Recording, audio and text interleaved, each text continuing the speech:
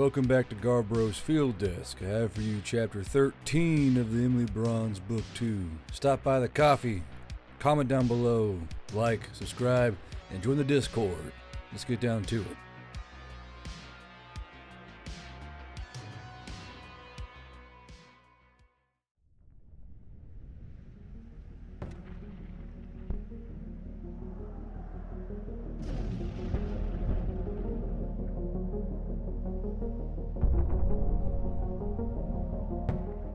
Chapter 13, Relative Reluctance. Emily did not do anything but sleep through the night, despite Marill trying to poke and prod her into a conversation, and after an hour of attempting to argue the point with her, Marill gave up the chase and instead went to sleep as well. Humir, on the other hand, took up the first leg of the watch, keeping an eye on both 5W33T and M3R1, the other simuli coming online after a few moments of 5W33T working her fingers along the control panel. Much like 5W33T, M3R1 required a data exchange in order to understand what Humir was saying. However, this was instead done by 5W33T and M3R1 touching their noses together, a more advanced and faster transfer than the phone. M3R1 had hazelnut hair that was braided along the back in a folding design, much like that of a French braid, and her face was rounder, looking far softer than 5W33T's. She was also the same body type as the other simuli, except that her chest was quite a bit smaller, though her hips held the same roundness. She also had the same odd ear shape. However, hers held two gouged hoops in the tips of each ear that gave her a tinkling step when she moved. Marill had donated one of her t-shirts to Humir before she went to bed, and Humir cobbled together 2 pairs of pants that fit the simuli with some difficulty. By the time Humir had both of the strange beings clothed and settled down, an hour had passed by, and she sat down on a camp chair, breathing out with a puff of air. "Are you sleepy, my lady?" M3R1 asked kindly, folding her hands in front of the basic black t-shirt and field pants, her bare feet black in the same way her hands and arms were. Humir set the rifle across her lap, leaning over and grabbing a food pouch. "Yes, I am, but I can't leave you two without a guard. For all I know, you would strangle us all in our sleep." "We would never do such a thing," M3R1 said, aghast, and pressed both of her hands to her chest. "We could never damage something unless we were defending ourselves." Humir said nothing, just setting a food pouch down onto the ground and pulling her little stove around so she could boil water. "Regardless, you two are salvage. We can't let you go wandering off." "Salvage?" M3R1 moaned out, looking over to 5W33T in alarm. 5W33T just nodded to her, speaking shortly to her in the language they both shared, and M3R1's face fell when she understood what the terms were. "But what are we to do?" M3R1 asked Humir, her face crestfallen as she looked back towards the canister she was raised from. Humir shrugged, clicking her stove to life and setting down a camp cup full of water upon it. "Honestly, I have no idea. Do you have free will?" "No," 5W33T said with an undertone of bitterness, as the simuli had already figured out where the conversation was going. "Then you are considered salvaged goods," Humir stated, watching her cup. "Perhaps you can work out a deal with Oggledok, but if there isn't an open RRR on you, then you are either sold at auction or to a private buyer." M3R1 gasped quietly, holding her hand to her mouth, but 5W33T looked more stalwart. "What is an RRR?" 5W33T asked, folding her hands along the button of her borrowed work pants. Humir turned the heat on her stove a little higher, looking over to 5W33T. "Rescue and retrieval request. It's like a bounty board of sorts. If someone has the property go missing and know they are tethered to Earth, they can set up a request and a finder's fee for anyone who comes across it." "So there's hope?" M3R1 asked, her eyes brightening up at the chance. Humir grimaced. "No, not really. You guys probably came in through a crack storm. They are short, random tethers that come and go. Likely you are stuck here." M3R1's hopeful expression crumpled, and she looked around her, up at the stars, then to 5W33T.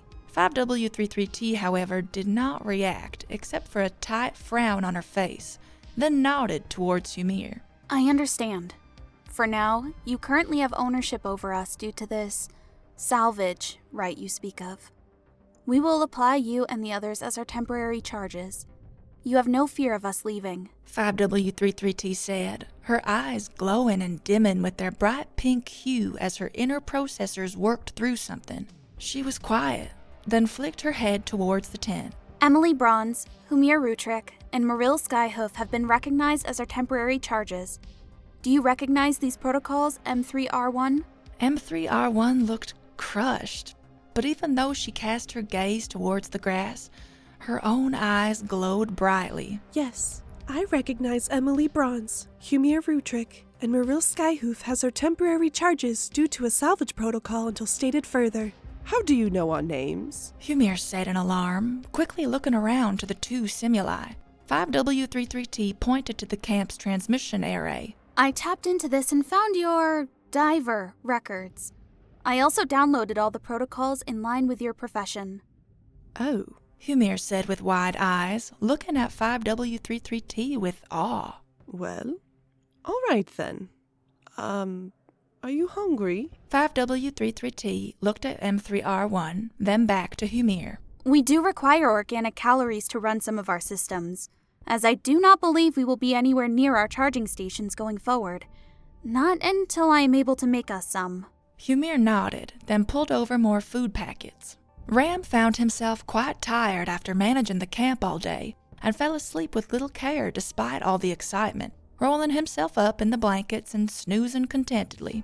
As time stretched on, Humir filled in the two simuli on who Emily Bronze was and what she had done, the two nodding politely from time to time as they drank black coffee from pouches and slowly spooned rice and chicken past their lips. When Humir had caught them up to current time, 5W33T and M3R1 were far more understanding of why Emily reacted like she did, and both of them sat politely on the ground, still sipping on their coffee. So she doesn't want to risk getting killed or losing her friends again. M3R1 said sadly, setting down her pouch onto the grass.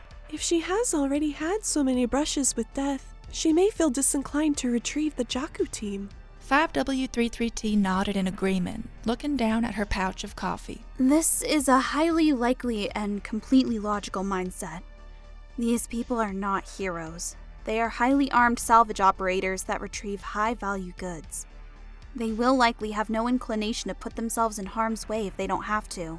No, we don't, Emily said in a sleepy murmur, stepping out from the tent flap with fresh clothes on her body and eyes thick with sleep. Nor was it ever my intention in the first place. 5W33T and M3R1 rose to their feet and inclined forward, politely bowing to Emily. Mistress Emily. Mistress? Emily grumbled, looking over to Humir with bleary eyes. The hell did you do out here? Humir stood up from her chair, well past exhausted.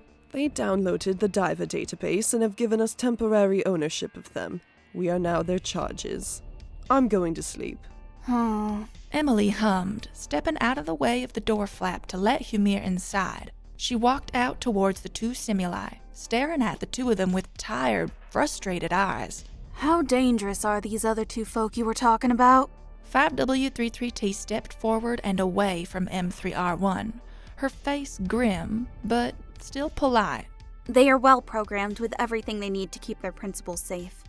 Extremely accurate with weapons, highly adept at hand-to-hand combat, and their internal structures have multiple small arms weapons hidden within them as backup weapons, as well as a 10-inch blade hidden in their left forearm. Ah, shit. Emily groaned out, sticking her hands in her pockets as the night birds began to settle down around them, getting ready to greet the coming dawn.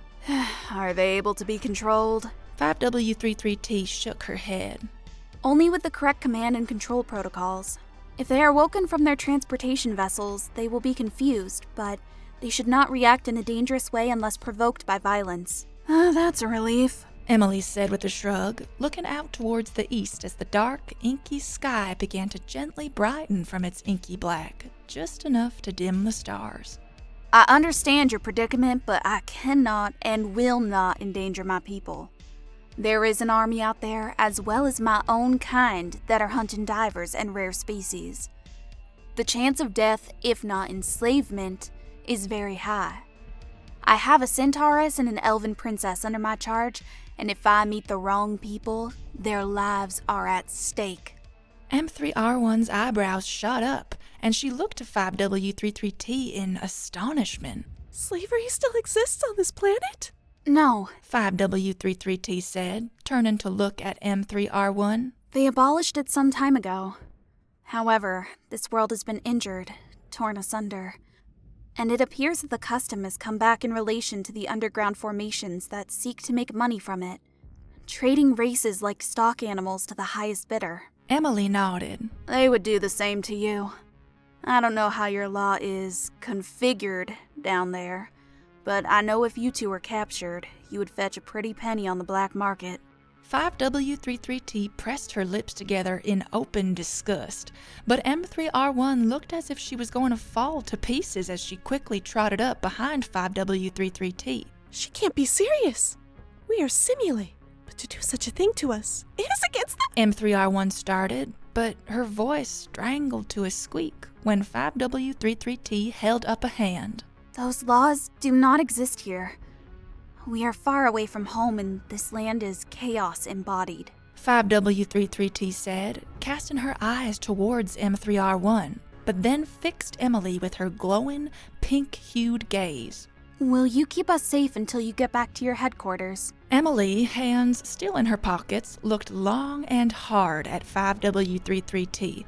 They were just some highly advanced robots. Emily knew that, but they were so advanced that they were likely only a Johnny 5 electric shock away from having their own sentience. She had seen enough movies and read enough manga to know what would happen to these two if they were captured and sold on the black market. And knowing how she would feel if they were two actual, real, living women. I will, Emily said, giving them both a short nod. I'll treat you like my own. As much relief as that can give you. M3R1 stepped around 5W33T, holding up one of her elegant, blackened hands. When are we leaving? I'm getting in contact with my boss this morning to figure out how much these batteries are worth. If we have enough to be considered a payday, we'll pack up and head out a few hours later, get ourselves in the green zone. Emily said, pulling a hand out of her pocket and gesturing out towards the town outside the diving area. After that, we'll head home. Slowly, though, due to the fact the trailer will be filled with batteries. M3R1 went to speak up, but 5W33T held up her hand, pressing her lips together before looking to Emily. It is as you say, Mistress Emily. Emily will do, Emily said, though she smiled at the two of them as she said it. I'm hungry, so I'll be making some food. Have you eaten? 5W33T nodded. Yes.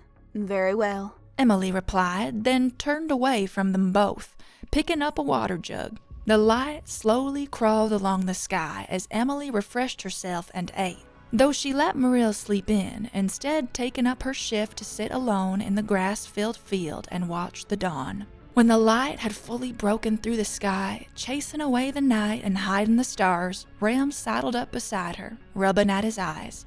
Bored yet? Ram said, yawning widely and scratching at his chest with his large hands. Emily turned her head slightly to look at him, giving him a nod. Morning. Ram looking after camp again? Ram asked, leaning back and stretching his muscles. Emily looked away from him, turning her eyes back to the dawn and letting the light warm her face and summon the field mist. Maybe, maybe not. Depends on what we get for the batteries. I'll be calling my boss here in a little bit. Can Ram have more food? Ram asked groggily, his stomach growling with a burble. Emily waved her hand towards the camp. Go ahead. We likely won't need all of it. Okay. Ram murmured, then toddled back off towards camp. Emily let the sun rise just above the trees before she checked her watch, then pulled out her cell phone, linking it up with the transmission array in camp. She tapped Oggledok's number, sent a few pictures of the batteries she had taken when she had packed them up, then called him, holding the phone to her ear as it trilled. Oggledok answered after 3 rings, and he still sounded sleepy. That the loot? Oggledok said, and she could hear the clink of a spoon twirling in a coffee mug. It is, for the bulk of it, Emily said, crossing her legs and laying back in the camp chair.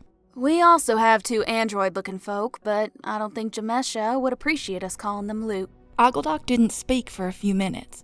Then she heard him rustle the phone against his face. I'm sorry, but did you say androids? Of a sorts, Emily said, reaching down with her free hand and running a finger along the petal of a field flower. We also have the levitating caskets they came in. Should fetch a penny or 2. Oggledok hummed over the phone, and Emily heard him type on the keyboard for a few moments before speaking. I have no rescue and retrieval requests for androids, but the batteries look to be more than enough to keep us floating. How many do you have? Enough to fill the trailer space not taken up by the caskets. Want us to pack it in? Emily said, still fiddling her finger along the field flower's petals. It was a soft, pearly white little thing, and Emily watched as the petals curled and uncurled. Oggledok was quiet, tapping along on the keys as he ran calculations, then gave out a satisfied exhale. Yeah, that should do. No point in risking it if you're bringing in good money. How heavy are they? Our exit time will be doubled, if not tripled, Emily stated with confidence as she quietly hoped the trailer could bear the weight along the rough roads. Also, are there invasive flower species? Oggledok blew a raspberry. Yes, quite a few actually. I don't like your exit time, but I guess it is a non-negotiable. Just be careful. Targe and his little troop found a few weapons and the remains of an advanced medical kit, but they still have a few days before they exfil. Understood. Have a good morning, Oggledok, Emily said, then made sardonic kissy noises into the phone. She heard Oggledok bark out a laugh before she disconnected the call, then tucked the phone back into her pocket. As Emily sat there, thinking, she instead pulled the phone back out, took a selfie for Oggledok with a bit of her collarbones showing, then took a blander selfie for her streaming page. Must you ruin such a beautiful morning with your preening? The Torque muttered into her brain, having been listening to her the entire time in an obvious fashion. Haven't a clue what you mean, Emily said aloud, picking through the pictures on her phone. The Torque grumped, and Emily heard it cross its non-existent arms. I used to love mornings like this, sitting upon the neck of a queen and watching the sunrise. Watch her daughters laughing giggle through the waist-high flower grass. Just sit there and let me enjoy this. Emily snorted, rolled her eyes, but relented, instead writing up a quick paragraph update for her fans, then made a note to stream when they made landfall at the first dive tail. With her marching orders in hand and the Torque satisfied, Emily stood up with a groan, folded up her chair, then made her way through the field flowers back towards camp. Ram was already into his second food packet, having found 2 berry granola pouches, while 5W33T and M3R1 were chiding him and trying to brush out his hair. As Emily broke into sight, 5W33T spoke to M3R1 in their native tongue before standing and striding to Emily. Did you come in contact with your manager? 5W33T asked, coming to a stop and folding her hands over the button of her borrowed pants once again. Emily nodded, setting down her chair and letting it topple over onto its side. Yep, we're out of here once my people wake up. Very well. We will begin helping you pack once we make the wildling look less like an animal, 5W33T said, but smiled to herself when she was able to elicit a short laugh from Emily. Ram, fighting against M3R1's attempts to groom him by constantly jerking and bending out of the way, lost the battle after 5W33T returned. By the time he had finished his 3rd pouch of granola, his hair was braided, nails cleaned, and his teeth had been flossed within an inch of their lives. Emily gestured for Ram to come over to her when he was done getting worked over by the 2 simuli, and she leaned against the side of the fox body, having been loading up some of the small stuff around camp that would get in the way. Well, Ram, we're heading out. We struck pay dirt a lot earlier than we thought we would. What all would you like as payment? Emily asked him, gesturing around the camp. Ram tapped his chin with now perfectly manicured nails, and he spat out another glob of blood from the flossing before speaking. Feud, camp chair, perhaps a rucksack, blanket and pillow. Money? How much money? Emily asked him, reaching into the fox body and grabbing a small zipper pouch that had loose bills in it for these kinds of things. Ram shrugged. Dunno. All right, Emily said with a snort, pulling out 6 $20 bills and handing them towards him. how about this? Okay. Ram said with little care, taking the bills and rolling them around a finger. What about other stuff? Emily nodded. You'll have it. Okay. Ram said, after which he turned on a foot and walked off towards camp, looking around and then pointing to Emily's own rucksack. Of course. Emily said with a roll of her eyes, then waved her hand. Fine, just take my stuff out of it. Ram nodded, then promptly dumped the rucksack's contents onto the grass with a few vigorous shakes of the rucksack, turning it around and looking inside of it with a pleased smile. Emily leaned her head back in an angry groan while M3R1 tittered beside 5W33T, who was holding a hand to her mouth to hide her own quiet laugh.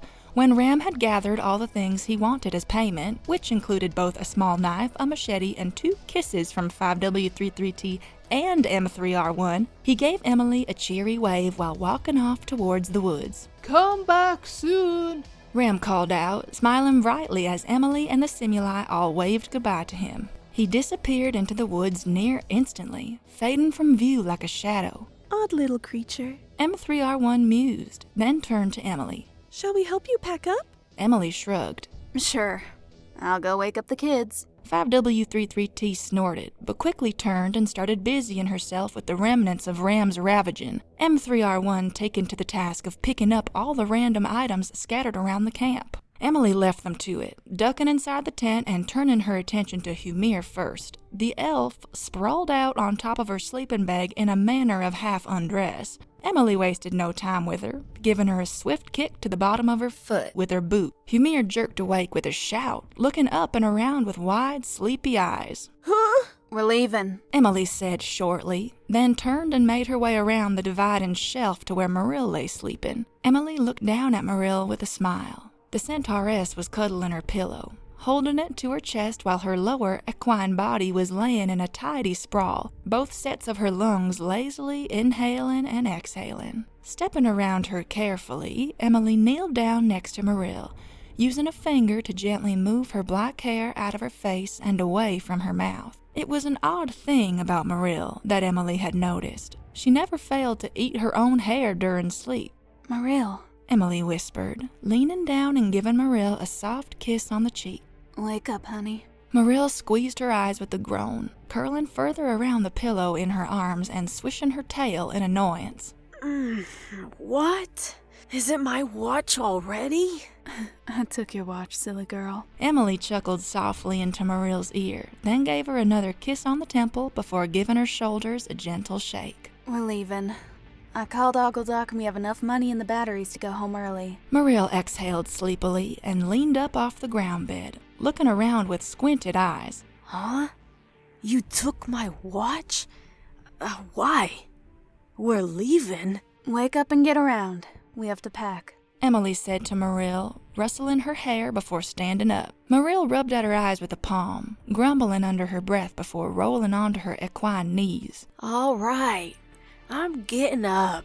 Atta girl. Emily said with a smile, then came around the shelf to see Humir had fallen back asleep on her own ground bed again. Emily saw this, reached down to grab Humir's own boot, then pegged her in the ass with it, the boot hitting her round flesh with a dull thud and then bouncing off across the tent. Get the fuck up, Humir! I'm up!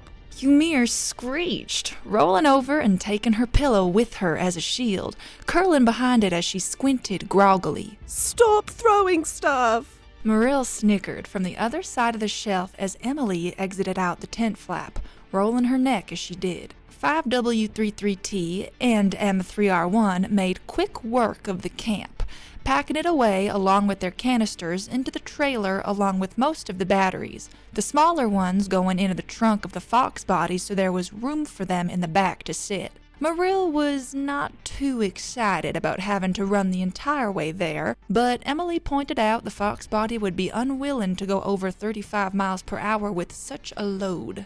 5W33T volunteered to ride in Emily's sidecar, as M3R1 was suspicious of it from the get-go, and instead opted to ride inside the fox body. The tent and transmission array were the last to go, and with the help of the Simuli, camp was broken down in record time. Emily slung her rifle around onto her back, made sure her CZ-75 was loaded, then straddled her Zundap, foregoing her helmet and leaving her leather motorcycle jacket unzipped. The lurch of her sidecar told her that 5W33T had taken her seat, and Emily was quite startled at how much the Simuli apparently weighed. The sidecar could accept up to 600 pounds of weight, but the woman seemed to weigh even more than Targe, judging from her suspension. Marill took the lead, opting for a spare rifle rather than her snub-nosed M2, and took off down the path out of the camp at a brisk walk. Emily following after, and the fox body slowly chugging after them. The trail was a nightmare for the fox body, and a few times Emily feared the suspension of the little ramshackle vehicle was going to shatter from the strain.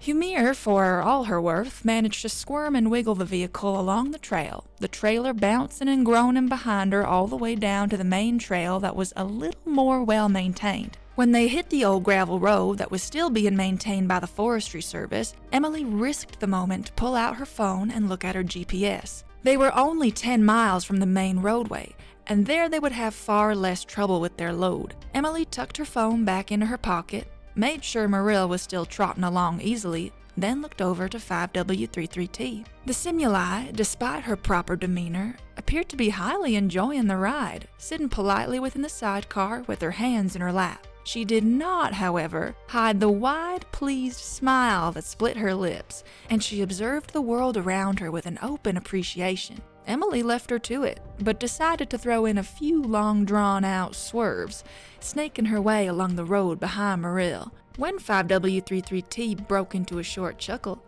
Emily smiled to herself, counting it as a victory. Marill, getting bored of trotting, broke into a canter after 5 miles, waving at Emily that she was going ahead. Emily waved back at her and let the Centauress pick up her speed around a long bend, letting her get a good distance ahead before leaning down towards 5W33T. Do you like to go fast? Emily called out to her, over the roar of the Zundap's engine. 5W33T looked back to Emily, her eyebrow raised as the sun glinted off the metal plates on her face. I don't know. Let's find out. Emily called back to her with a fanged grin, then dumped the throttle to full, roaring out in a wide arc into the beginning of the turn. 5W33T maintained her polite posture, even as Emily changed the gear and sped up even further, turning the wheel just enough to begin her drift. The back end of the Zundap broke loose just enough for Emily to goose the throttle and take them into a wide, elegant drift, spitting gravel out behind them in a plume. Emily cackled out happily, while 5W33T laughed quietly, closing her eyes and relishing the wind playing along her short, choppy hair. Emily couldn't close her eyes, but still savored the wind coursing along her face and whipping her braid behind her in the air. Emily kept the drift all the way up until the road straightened out, letting off the gas to let her tires get their grip back. The sight of Marill sprinting back towards them startled Emily, and she applied the brake, coming to a sliding stop a few yards away, as the Centauress put on the brakes as well, sliding to a halt just before the Zundap. Emily! Marill shouted, pointing down the road. Someone down the road is in trouble! Emily scrambled for her helmet and slapped it on over her head, opening the communications suite with a press of her finger. The scattered beeping was already playing over the emergency channel that overrode all the others, and Emily recognized it as a palm receiver. These were very small codecasters that could be hidden either under the flesh of the palm or in a glove, activated by the curling of fingers and the press of a digit on the pad of the thumb. This one was casting out the code DIRP, Dangerous Interception Rescue Promptly. God damn it. Emily growled, taking off her helmet and handing it to 5W33T. How far away are they? Marill tapped her visor. 3 miles! It'll have to be us first. Emily called out and changed her gearbox down as she looked over to 5W33T. Can you tell M3R1 what's going on? 5W33T nodded. I already have. She will tell Humir. Let's go! Emily yelled out to Marill, and she spurred the Zundap forward. Marill took off at a canter beside them, clicking the magnifier on the rifle over behind the main reticle while preparing magazines along her saddlebags. Emily leaned her head towards 5W33T as she yelled. Get up and fish my spare rifle from the trunk. There should be magazines, too. Are we defending ourselves? 5W33T called back to Emily, rising up from her seat easily. Emily changed the gearbox as she continued to gain speed. We'll be defending others. Good enough. 5W33T said with a shrug to herself, leaning over the back of the sidecar and opening the trunk with a wiggle of her hips. She fetched out a spare battle belt loaded with magazines and wrapped it around herself, buckling it as she tucked the spare AR-15 rifle into the sidecar's floor. Emily saw with a little admiration that 5W33T ran a quick functions check of the rifle before slamming a magazine home and pulling the charging handle, settling back into her seat with relative ease and the rifle tucked between her legs. Marill was still pulling ahead of them, going at full speed as she put the juice on, so Emily did the same, taking the gearbox all the way to the highest gear and pulling up beside her. 1 mile! Marill called out after they belted their way down the road for 2 miles, and Emily turned to 5W33T. Can you recognize other divers? Emily yelled out to her over the howl of the wind and the roar of the engine. 5W33T nodded. Easily. I can recognize their faces. When we get around this last mile, blast anyone who you don't recognize. Emily shouted, then turned to Marill as she called out to her. They're just over the bend in this hill. Marill called out, pointing. I'm going to go through the woods into their flank.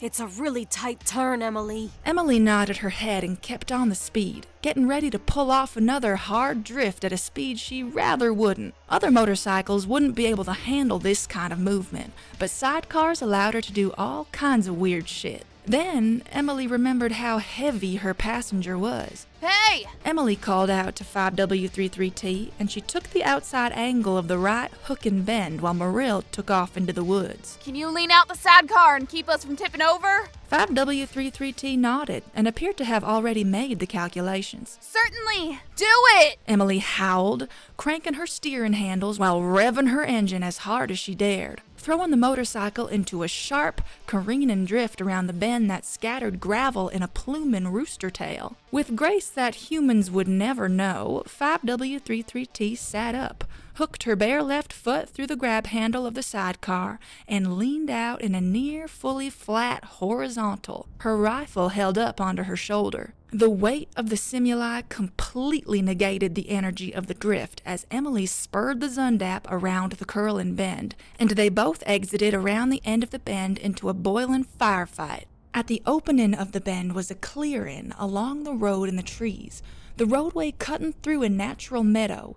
Inside this meadow, a group of 6 divers were huddling around a cluster of fallen trees, while ahead of them, a small company of soldiers were bearing down on them, firing on the advance to keep the divers suppressed. 3 divers were already dead, tangled in the heap of slain horses that lay along the road. Son of a bitch! Emily howled, letting go of the handlebars with the only hand she could and pulling her rifle around to her shoulder. The snap of rounds was already cracking around her, the soldiers on the advance already marking her as a target. Emily brought the optic to her eye and let loose a short burst of fire, making one of the odd-looking soldiers dive for cover. Marill bursted out of the tree, sprinting towards the divers as she fired on the move as well, though she opened up with the automatic fire and slung lead in a string along the advancing troops. 5W33T was far more collected as she furrowed her brows, leaned up, and sat on the back of the sidecar, hooking her other foot within the floorboard on a footrest. She brought the rifle up to the glowing pink eye and started firing with crisp pulls of her finger,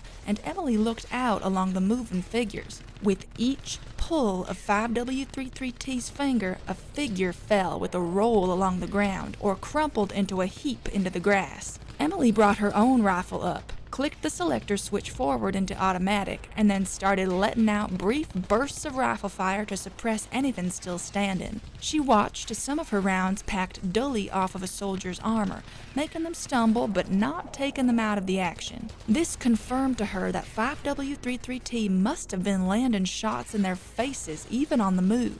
When her magazine was empty, Emily swept her rifle back over her shoulder and turned the handles, braking as she threw the Zundap into the grass and roared towards Marill, the Centauress coming down beside the other divers and providing more cover and fire. Emily bounced on her seat over the rough terrain, though 5W33T managed her posture, still firing and reloading with ease. Emily brought the Zundap around to the divers and ducked as bullets cracked overhead. 5W33T stepping up from the sidecar and leaning to the right as a round zipped past her head. She twitched and put 6 rounds into the face of a soldier that had made it 25 yards away from the group, then knelt down beside Emily. "We have wounded!" One of the divers bellowed out, gesturing towards 4 of the other divers. "We need to get them out of here. Geo can run on his own." Emily pointed to her Zundap. Can you drive that? "Yeah." He replied. Emily dropped her empty magazine and pulled out another from her plate carrier, reaching in under her motorcycle jacket. Get 2 in the sidecar and 1 behind you, then take off to the tree line. "What about the other one?" He bellowed, leaning up to fire blindly over the fallen tree trunk. Marill! Emily howled over the cracking gunfire and pointed to a smaller woman who was currently suffering a sucking chest wound. Get her the fuck out of here! Marill ducked down and trotted over, picking the woman up under her arm. You be right behind me. Right behind you! Emily screamed, flagging her hand to 5W33T. Get the wounded loaded! Very well. 5W33T replied calmly, reaching down and dragging a man with a shattered shoulder blade towards the sidecar. Within seconds, they had 3 of the wounded in or on the motorcycle, though a larger man opted instead to ride on the trunk, turned around backwards to fire behind him due to the fact he only had 3 gunshot wounds to the leg. 5W33T! Cover them as we fall back! Emily called out, then stood as the Zundap revved and Geo took off at a sprint, firing out into the meadow at anything moving. The motorcycle bounced and rocked across the open ground as 5W33T and Emily fired, ran, and ducked in their retreat. Before they had covered half of the distance back to the tree line on the rear of the meadow, Emily heard a round snap by overhead, heading in the opposite direction from the others, and she whipped her head around to look back towards the trees. Humir, sweating fiercely and taking cover behind a tree, had her marksman rifle to her eye and was lacing rounds over their heads. Fucking leg it! Emily screamed to 5W33T and Geo, and she slung her rifle over her back, pumping her arms and legs as she sprinted as hard as she could through the meadow. 5W33T didn't appear to be a slouch in running, keeping time with Emily smartly. The rounds were closing in on them, and Geo gave a wet gwack as a bullet ripped its way through his throat. The man tumbled in a gargling roll along the grass, legs kicking as he scrabbled at his neck. Emily couldn't even spare him a glance as a round whacked along her left shoulder and split the strap of her plate carrier, causing it to droop awkwardly, and she let out a scream of pain. I've got it through and through, the Torque said, and fire flamed within the bullet hole, sealing it shut with a hiss. Geo is done for. We can't wait for him. 5W33T saw this puff of flame and raised her eyebrows as she pumped her arms, keeping time along Emily. Curious! I'll explain later! Emily howled, breaching the tree line and running past Humir, who hadn't stopped firing the entire time, despite the tree becoming chewed apart by enemy gunfire. Humir turned to look at Emily as she barreled into the brush line with 5W33T at her side, calling over the crack and snap of rounds, skipping through the bushes and bark. It's the one with the ears! The who? Emily yelled back, ducking around her own tree and bringing her rifle to her eye. Humir leaned backwards away from the tree as a rapid staccato of lead hammered at it, tearing away chunks of wood and inner tree flesh. The one with the ears. The one that came out of that crack storm. They mean business. Emily ducked back around her own tree as another rip of gunfire made her pull out of sight, tearing chips of green wood out into the air. As she did, she turned her head around to the other side to see 5W33T standing in the open, merely leaning against a tree to steady her aim as she fired away with ease. More alarming to Emily was how the simuli would lazily lean to the side or down, a bullet zipping by her to ricochet off into the woods, only for her to lean back up and quickly pull the trigger, sending lead flying off towards whoever had sent the rounds her way. Amazing contributions by Emily Bronze! A tinny voice rang out from above them in the trees, and Emily jerked her head up, reacting to her name. Let's see if our favorite heroine can make it out of this scrap alive after saving her fellow divers. Emily squinted her eyes and saw a hovering video cam flitting along the branches, one of its lenses pointing at her while the 3 others turned and filmed everything else. The fuck is that?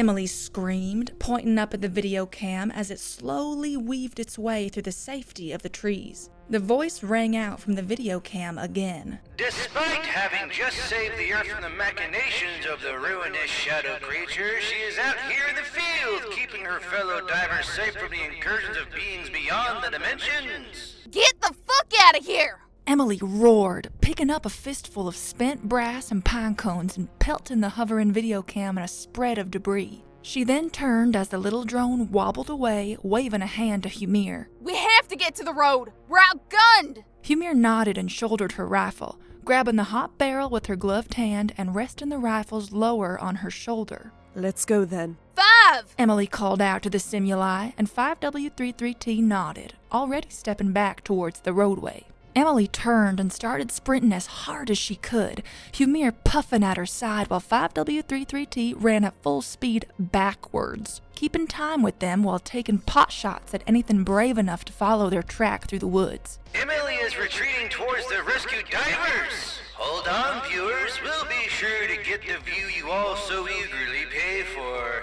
The tinny voice rang out through the trees despite the cavalcade of gunfire still ripping its way through the forest. If you see that fucking thing, shoot it! Emily called out to Humir as they ran, ripping through the underbrush as quickly as her shins and legs would allow. Humir shook her head derisively. Fucking journalists. I, for one, can't wait for when you start signing autographs. The Torque murmured into Emily's mind with a chuckle, and even she had to roll her eyes at the thought. Over my dead fucking... Emily thought, howling out in pain again as a stray round ripped its way through the broad of her left hip, exiting out with a spray of blood that coated a low bush. Tisk, always making a fuss. The Torque said, and her hip spat out a gout of flame as the Torque healed the wound. The three ran all the way to the road, bursting out of the underbrush nearly in a heap as their boots skidded along the road. Except for 5W33T, that is, who landed onto the roadway with the grace of an assassin who moonlighted as a dancer. Emily! Marill called out, running over and scooping her into her arms. You're all right! Emily heaved out a breath as Marill crushed her in a hug, and her rifle pressed uncomfortably into her arm. Marill!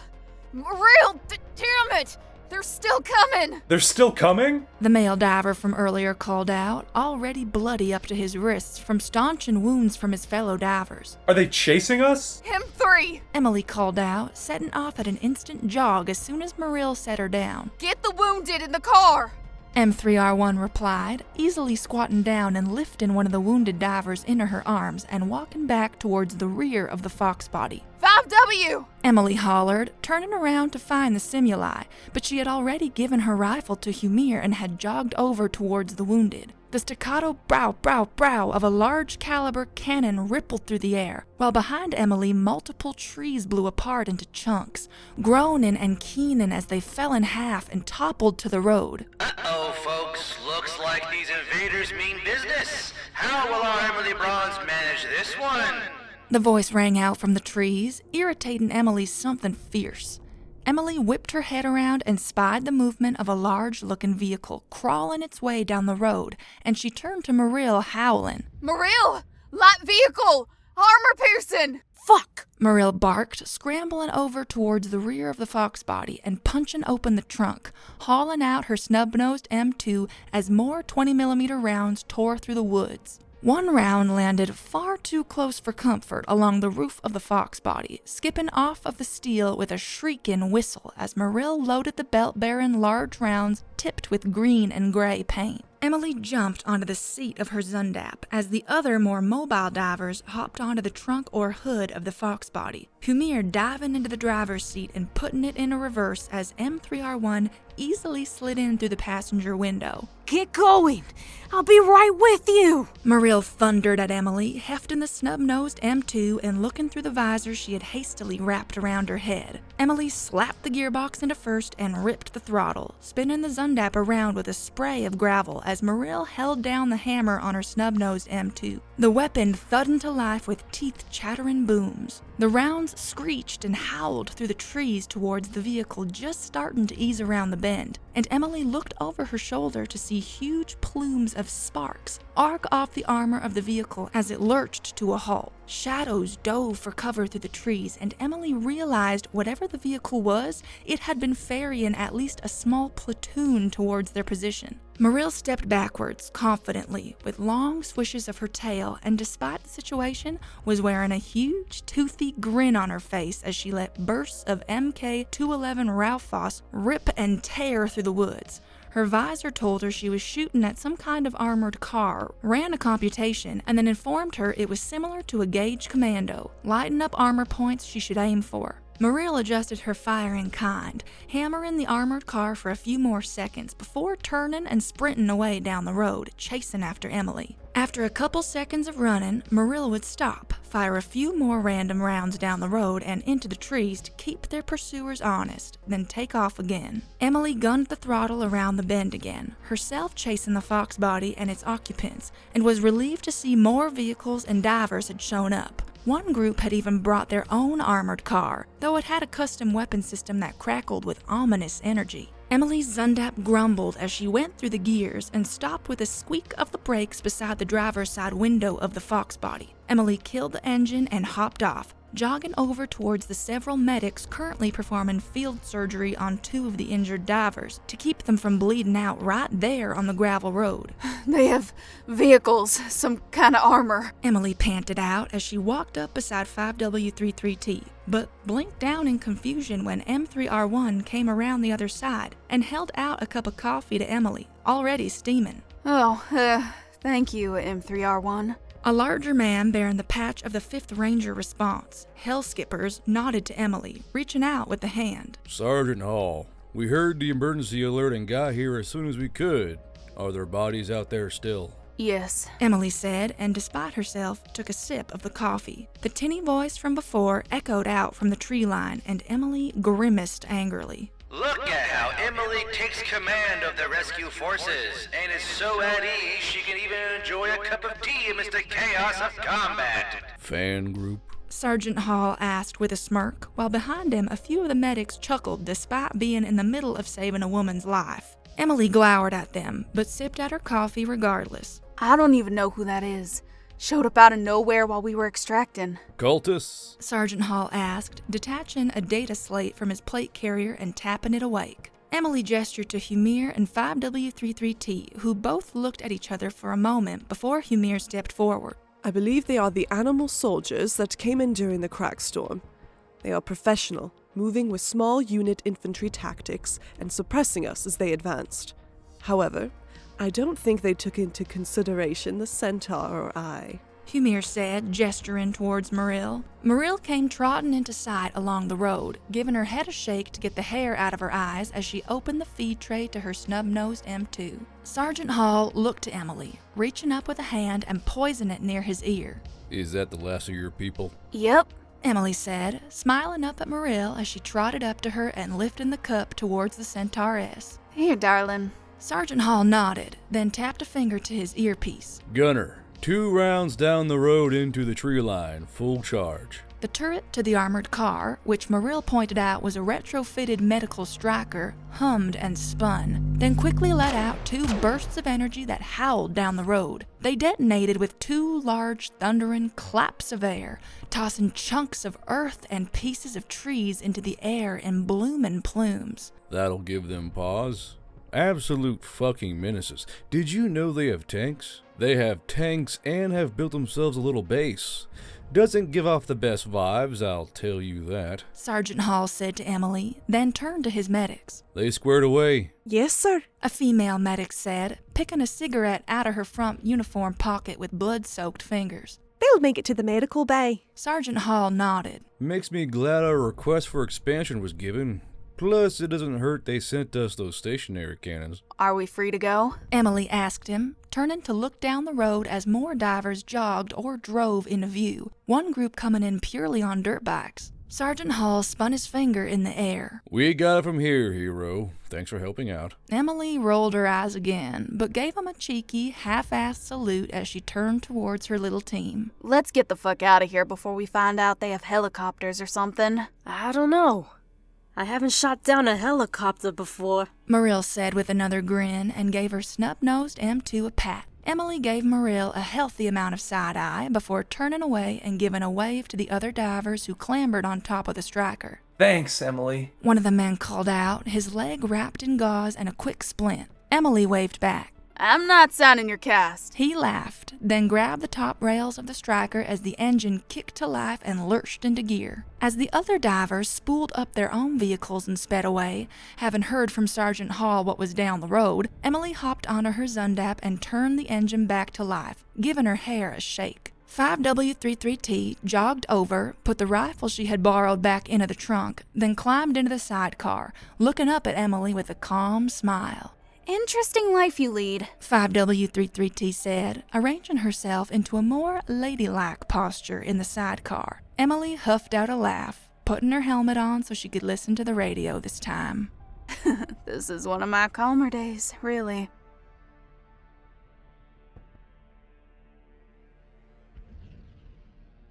And that's the end of Chapter 13 of Emily Braun's Book 2. If you like these stories and other like them, be sure to like and subscribe to the channel of Garbro's Field Desk. On the Coffee, you can join memberships. You get sneak peeks and drops into what the future chapter's gonna be, as well as a few hidden gems here and there. Speaking of our members and those who subscribe to the Coffee, I want to give a big shout out to E Machino, Cody Jero, Desk Dancer, and Insane Medic for being a part of our first shirt membership tier. This is the $50 a month minimum. They get literally a whole page of sneak peeks as well as all the others.